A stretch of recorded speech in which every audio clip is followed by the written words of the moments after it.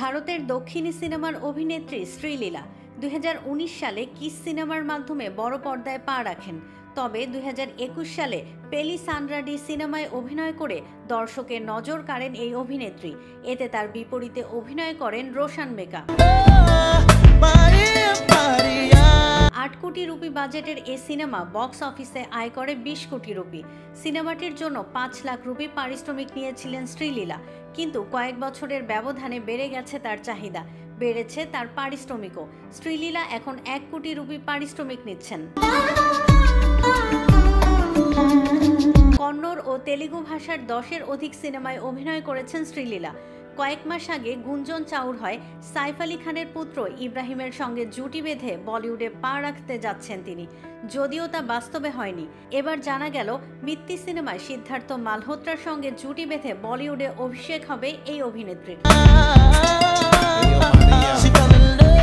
মিত্তি cinema সংশ্লিষ্ট একটি ঘনিষ্ঠ সূত্র পিঙ্ক ভিলাকে বলে, শ্রীলীলার চরিত্রটি অনেক শক্তিশালী। এরকম একটি চরিত্রের জন্য অপেক্ষা করছিলেন তিনি। চিত্রনাট্য পড়ে কাজটি করার জন্য হ্যাঁ বলে দেন শ্রীলীলা। সিদ্ধার্থের সঙ্গে জুটি বেঁধে বলিউড ইন্ডাস্ট্রিতে পা রাখতে মুখিয়ে আছেন এই অভিনেত্রী।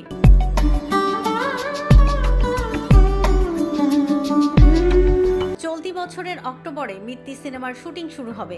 এ তথ্য উল্লেখ করে সূত্রটি বলে, প্রি প্রোডাকশনের কাজ চলছে পুরো দমে। আগামী শীতে সিনেমাটির শুটিং শুরুর পরিকল্পনা করেছেন নির্মাতা।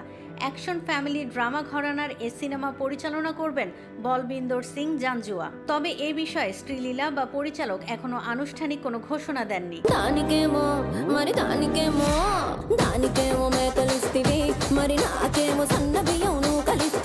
শ্রীলীলা অভিনীত সর্বশেষ মুক্তিপ্রাপ্ত সিনেমা গুন্তর করম।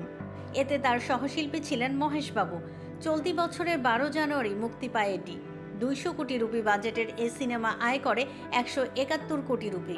বর্তমানে তেলুগু ভাষার উস্তাদ ভগৎ সিং সিনেমার কাজ রয়েছে শ্রীলীলার হাতে। হরিশ শঙ্কর পরিচালিত এই সিনেমায় তার সহশিল্পী হিসেবে রয়েছেন পবন কল্যাণ।